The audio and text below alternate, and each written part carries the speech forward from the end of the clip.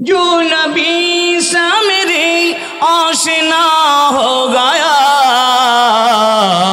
जो नबी से मेरे आशिना हो गया, जो नबी से मेरे आशिना हो गया, उसका दिल आईना आईना हो गया। कह रहा है खुदा खुद ये कुरान में, जो नबी का हुआ ओ मेरा हो गया, जो नबी से मेरे आशिना हो गया, उसका दिल आईना आईना हो गया। मौजज़ा जब मौजज़ा जब आपके हुस्न का,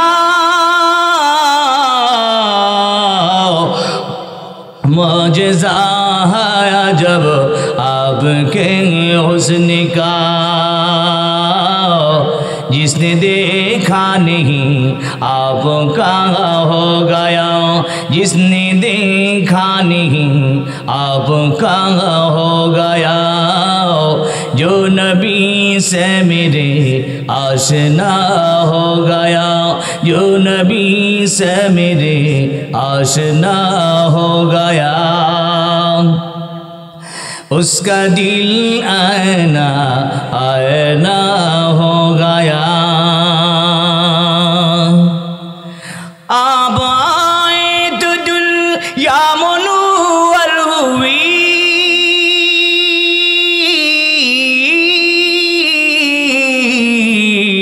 आप आए तो दुनिया मुनव्वर हुई, जिसने देखा नहीं आपका हो गया, मौजज़ा है जब आपके हुस्न का। कह रहा है खुदा खुद ये कुरान में, जो नबी का हुआ ओ मेरा हो गया। बुलंद बलगल उला बिकमालिही कशफ़न दुजा बिजमालिही, हसनत जमीअ खसालिही, सल्लु अलैहि व आलिही। झरले बादा डकिले पाखी, झरले बादा डकिले पाखी, तो माई भेबे शाम के उठी, झरले पाता डकिले पाखी, तो माई भेबे शाम के उठी, पहाड़ जंगला खोजे खोजे হইলামা দিবাদি, ও নবীজি তোমায় খুঁজি কাঁদি সারা রাতি, আমারি হৃদয় সমাধানে জালিমা মেরি মাদি, ও নবীজি তোমায় খুঁজি কাঁদি সারা রাতি। আকাশে তখন চাঁদ দুলে, চাঁদ সে তারার চেহারা জলে, আকাশে তো চাঁদ দুলে, চাঁদ সে তারার চেহারা জলে, আমায় বুঝে ডাকি হাই সদাই দিবা রাতি, ও নবীজি তোমায় খুঁজি কাঁদি সারা রাতি ঝরলে পাতা ডাকিলে পাখি তোমায় ভেবে চমকে উঠি পাহাড় জংলা খোঁজে খোঁজে হইলাম আদি মাদি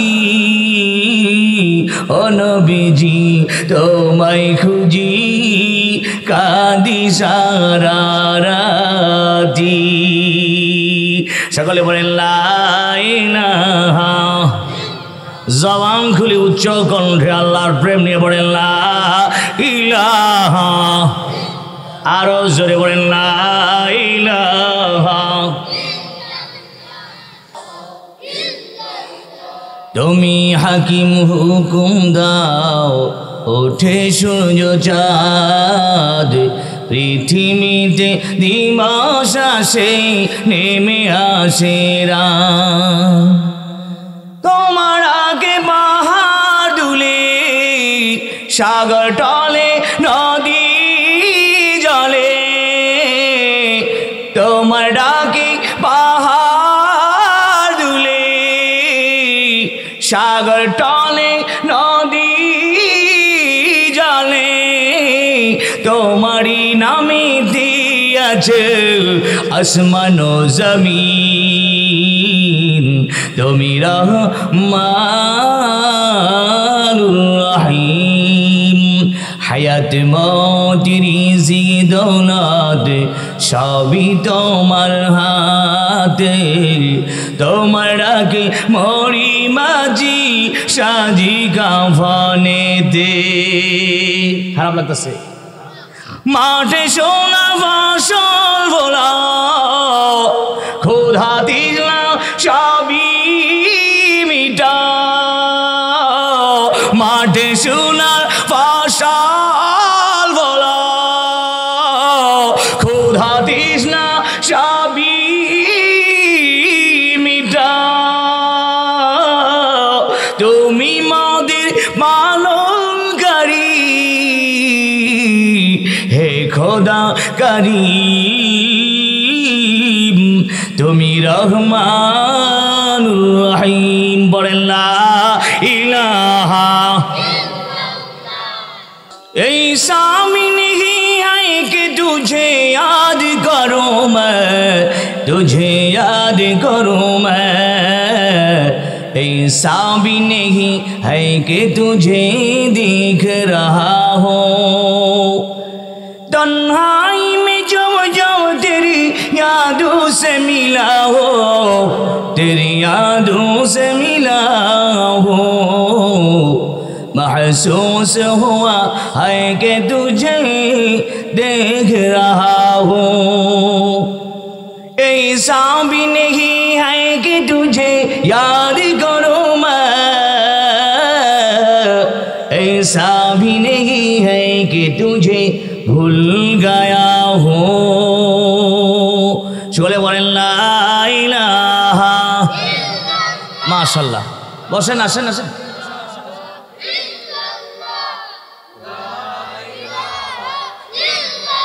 আরো জোরে বলেন লা ইলাহা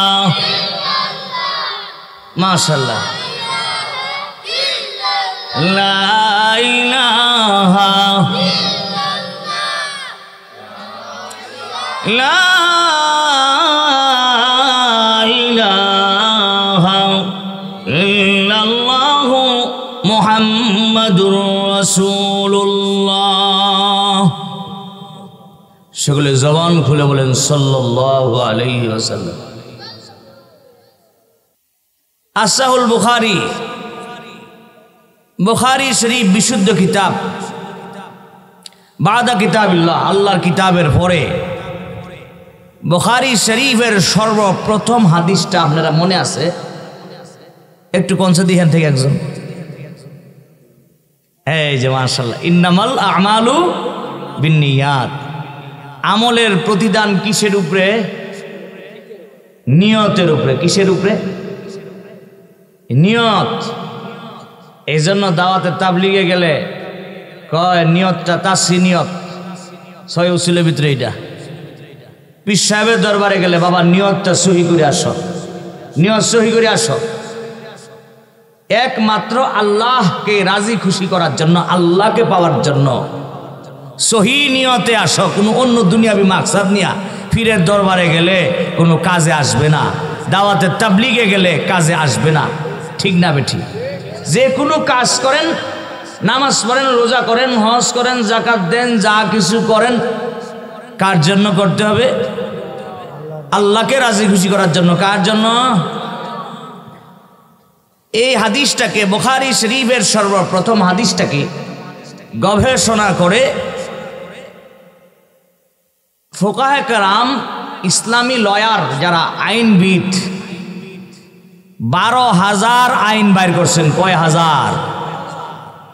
আল্লামা আলাউদ্দিন হাসকাফি রহমাতুল্লাহ আলাইহি বলেছেন, আল উমুরু বিমাকাসিদিহা, প্রত্যেকটা বিষয়ে তার উদ্দেশ্যের উপরে অর্পিত হবে। কোন উদ্দেশ্যে আপনারা এসেছেন? উদ্দেশ্যটা কি?